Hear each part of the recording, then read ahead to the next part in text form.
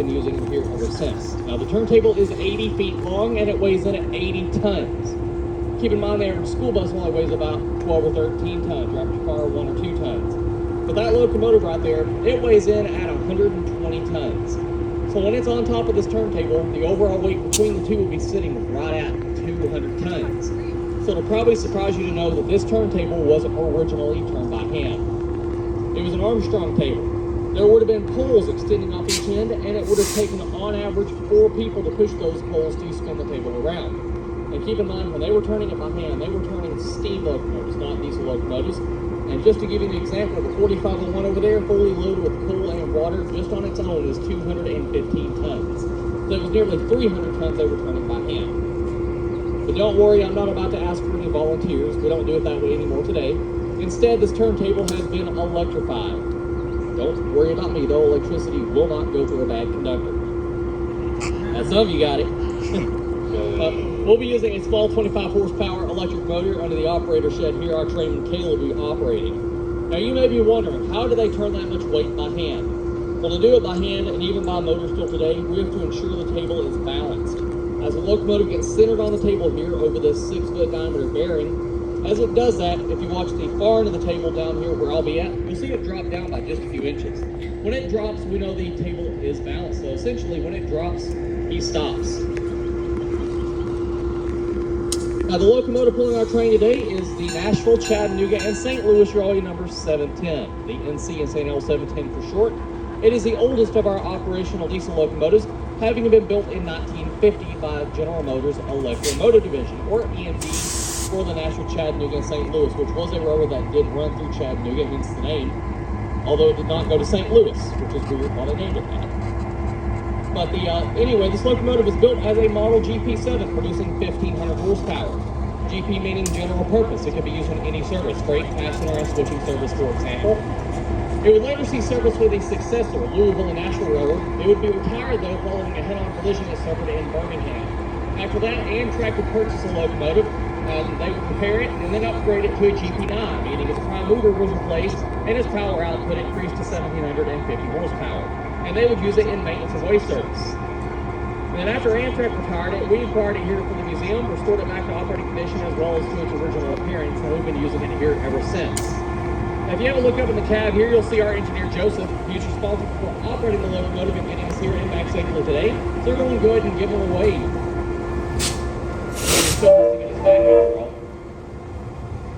Now, while these are commonly referred to as a diesel locomotive, the correct term for these engines is actually diesel electric, meaning inside this engine there's a large 16-cylinder diesel engine turning a generator. That generator produces electricity, which is then fed down to the electric traction motors that sit on each axle of this locomotive. And it's those electric traction motors that are actually propelling the locomotive. Hence why they're called diesel electrics. You can think of them as a hybrid of sorts. Now, diesel locomotives have always been made that way, and that's the way they're still made today. The major difference between the locomotives built in 1950 and the ones being made today is that the modern engines have computer systems in them that produce much more power, they're much more fuel efficient, and the modern ones run on alternating current rather than direct current like this one. Now, the reason why these locomotives would go on to replace the steam locomotive was for nothing but money. Steam locomotives were just much more expensive all around to operate. When you factor in things such as your crew and labor costs and maintenance and repair costs, fuel and water costs, and so on, compared to all that, these are just cheaper to run. So the railroad's purchase of these is nothing more than a cost-cutting measure.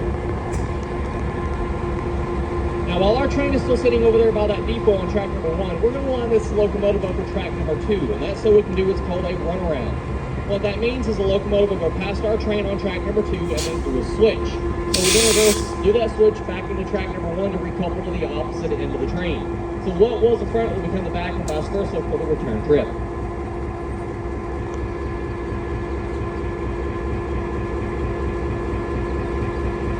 Now that we have the locomotive lined up for track number 2, for those of you that would like to see our back shop for our restorations take place, you can follow me. We'll just head right back this direction towards our train. Before we get there, we'll take a right turn over that small crossing and head to that large building in the distance. Now, those of you that don't want to see the back shop, can feel free to reboard the train at any time. There is a restroom on the other side of the tracks, but like I said, if you do want to see that back shop, you can just follow me.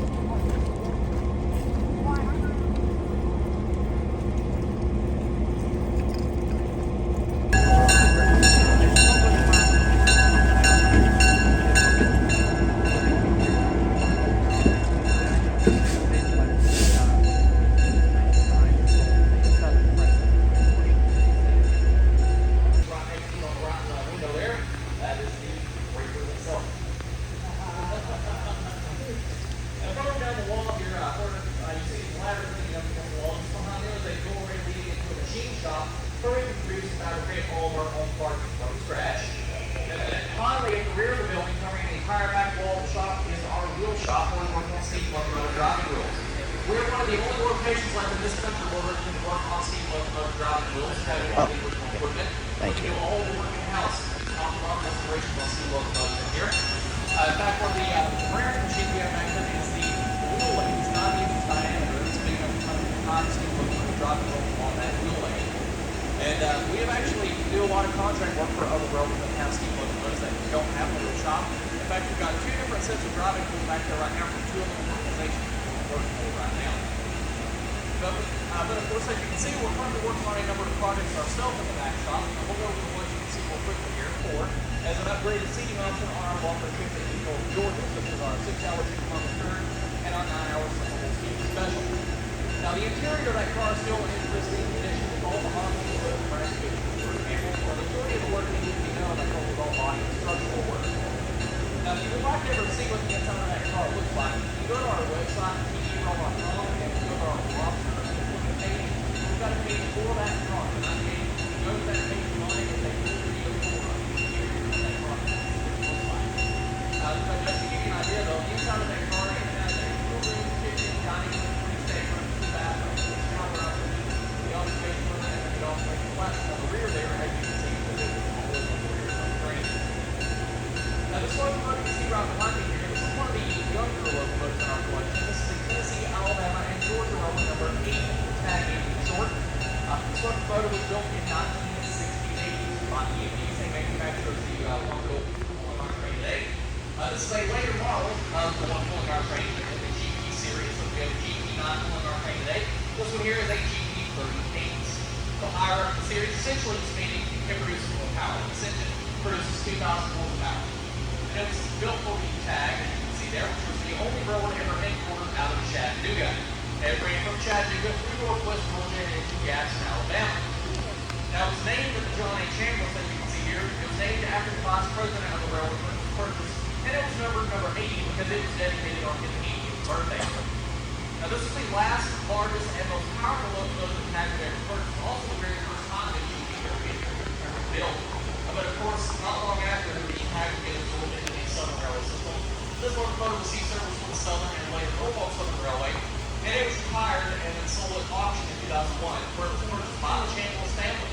And then they would donate the locomotive to us here. We restored it back in operating condition, and we do use it here pretty often. Just about every trip we're on. Most commonly, it is used to pull our dinner on the Goddard train every Friday and Saturday night, and rotating with another locomotive captain at the same model. Now, this locomotive is in here at the moment undergoing its federally required 92-day inspection. The road is very heavily regulated by the FRA, the Federal Railroad Administration, and they do say that every 92 operating days, these locomotives go through undergo an inspection to ensure they are safe to continue to operate. Basically, things essentially like cleaning up the locomotive, checking the fluids and all that, just making sure everything is in good shape. It usually just takes a day or 2 when the locomotive goes back in service. Now, in terms of the steam locomotive restorations, let's take the 630 for example, smaller of those 2 engines you saw parked outside when we pulled in. To restore the 630 in this building, it took us about 10 years, 2001 to 2011. But for a crew of the Golden Age steam, it would have only taken them about 1 month. So 10 years compared to 1 month. Why is that? Well, they have 3 things back then that we do not have today. Those would be parts, non-skilled labor, and the money. When a part breaks in one of those steam locomotives, we can't just go to a hardware store and pick up a new part. Believe me, we tried. We got laughed out the door and no robins. So what we have to do is, what I mentioned earlier, that machine shop right out here, we have to go in there and produce and fabricate all of our own parts from scratch. So we I think it only goes in. Those things are bad. You want to get better one, bro? Yeah, I got it. Bro, I was literally just watching that video. Bro, it's Monday. How are they open? They're open all the... They should be farming. Except for... Yeah, the farming course is off. Well, yeah, it's because that kid... That was still there. Did they take the soul out of something? Yeah. Bro, Bro, sort of like it's like... Bro, it's...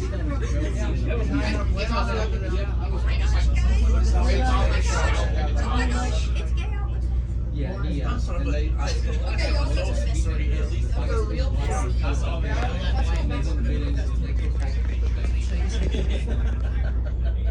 Alright, I think, what?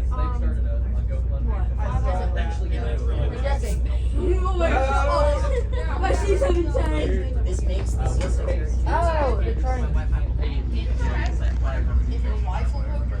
My wife. Not. My wife. That looks so much better. Let me give you your phone. Look at how much better this looks. Oh, that's Actually not. You can actually. The cheapest you can buy. Okay, guys, we got this bestie and no. If they only just made the Literally, I look on the three. I would even hear about the TV unit. Yeah, okay, looks like this. $8,000. It's only got one oil. So welcome back aboard, everyone. As a reminder, in just a few minutes, we'll be going back to our tunnel again. So if you're riding a car 1000, please keep all body parts inside the train for your safety. If you would like to learn more about our steam locomotive, the 4501, there is a feature-length documentary out there available for it, titled Number 1. Yeah, do you want to go front or back? This is beautiful. Definitely. Most beautiful ride. The back is always the best. Yeah.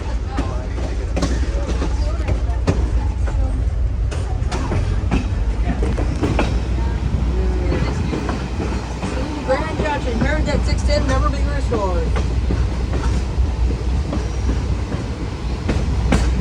And we can make some good friends here.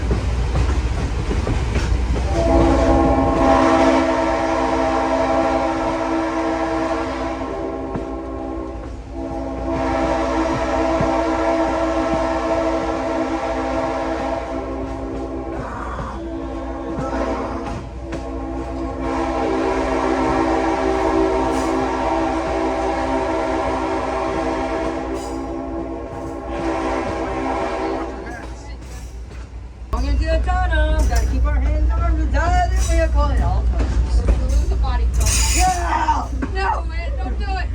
Oh, kill me! No, don't do it. Don't do it. I'm gonna do that. No, don't lose your hat, man. Don't lose your hat, man. Don't lose your hat. Oh, good. Hold your breath, make a wish, it's total time in Tennessee.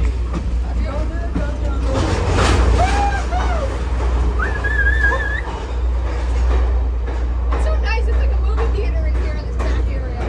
Yeah.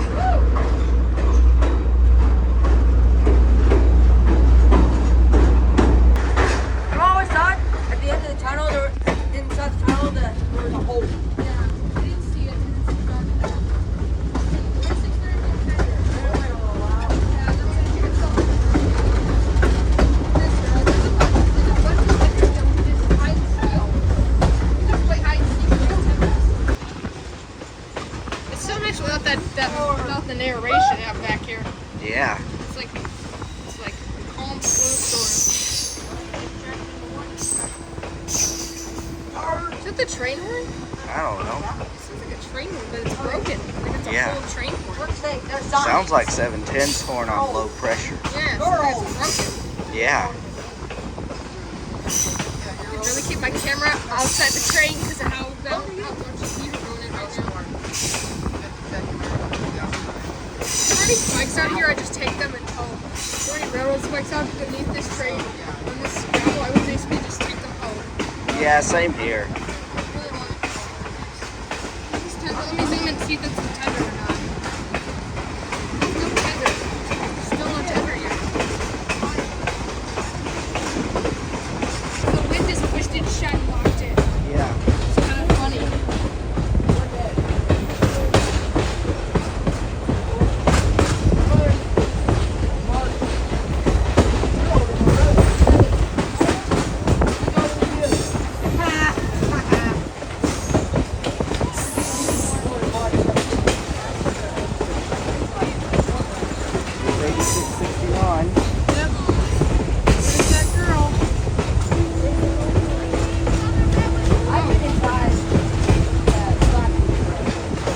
She's right behind us in the mirror. You can see her reflection in the mirror. Stupid child. There's that girl. There's a train crossing where we just passed over. Yeah. Little makeshift one, but yeah. Inside that little. We're approaching the tender now. 7100. 568. 913. And 8669. Now I can get some real shots of them.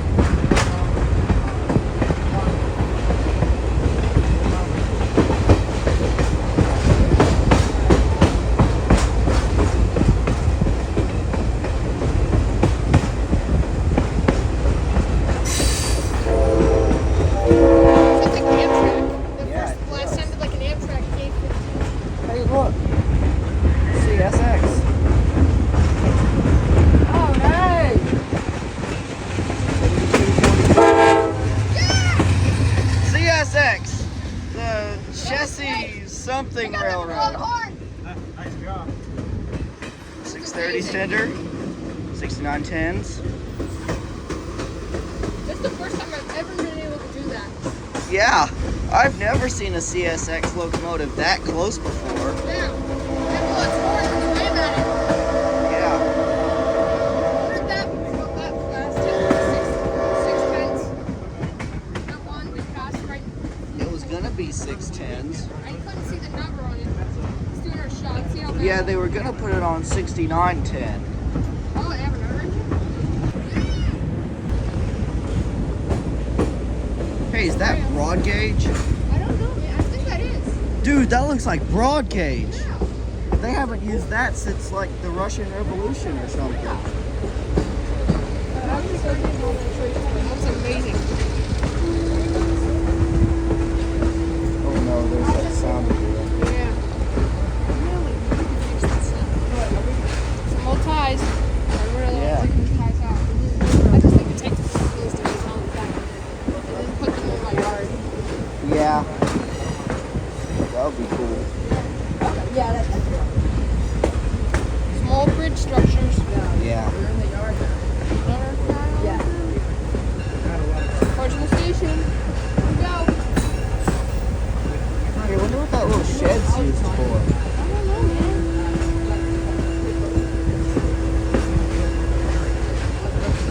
We booked ours at like I wonder if that engine's ever gonna move. I booked mine in like February. Stop. Men at work. No one's working on the train. Why would they put that there? What? It said men at work. No one.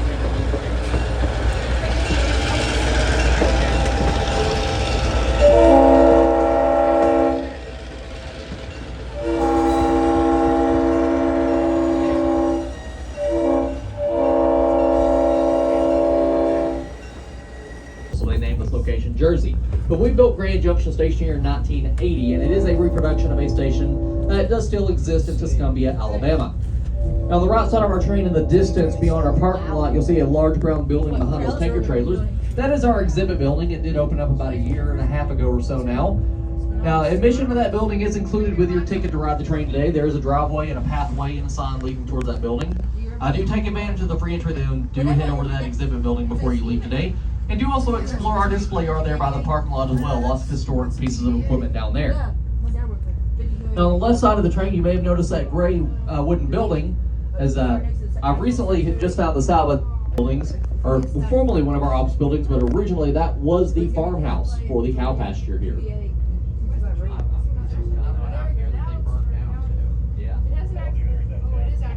This large brick building on the left side of our train here is our main office building currently, but formerly it was the headquarters of the NMRA, the National Model Railroaders Association. And to tie into that history, we're currently building a massive HO scale model train layout in the basement of that building, and it will be open to the public for viewing during operating hours once it is completed.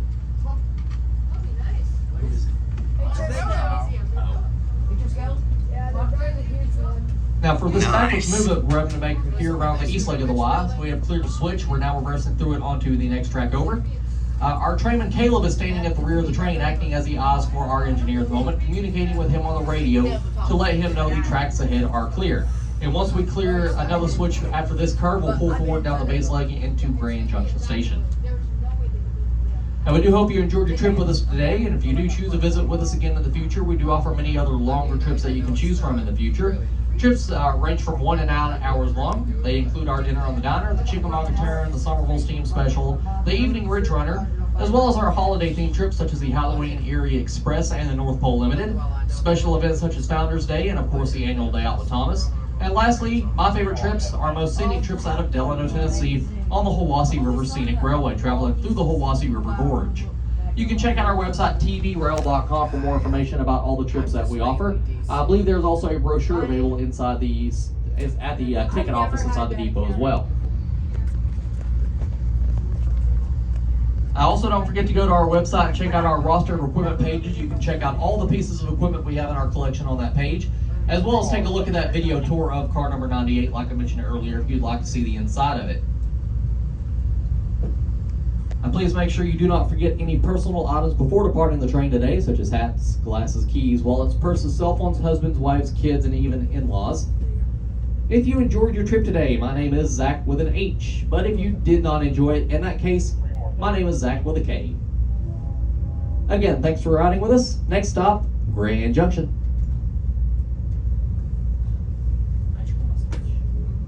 Have you ever seen the steam engines on the main line before?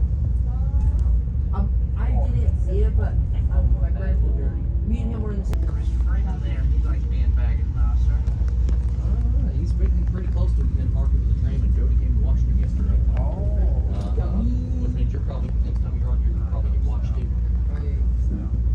Probably like When are you on here? After things are over? maximum. I don't have the time to get on there. True. 7:10, we'll do a normal stop. Promise you come out here and go check right back out here on the Saturday, but it's a terrible idea, I think. But he did Freeland yesterday on Sunday. You go check right. You He would came go to for the watch soft him, train but right? he said he was had to talk to Gilmore and On Foster and all them that to would give him be. the okay, but he. Why are you Jody, doing he this said while he you thinks got he's great. There's that tank car from earlier. Still sitting Well, there. You know the phrase around here, hurry up and leave. waste of money. I'm supposed to get my check right for engineer Wednesday, but I'm not expecting anything to come out of it. Because Yeah, if I said, well, I gotta go talk to Zach and talk to Foster and all that. But if you close up to see our train tracks. Yo guys, it's a random tank car. Aw man, the lot bulb went out What if someone filled a tank car? on the other end Down of the there, car. it's the second one.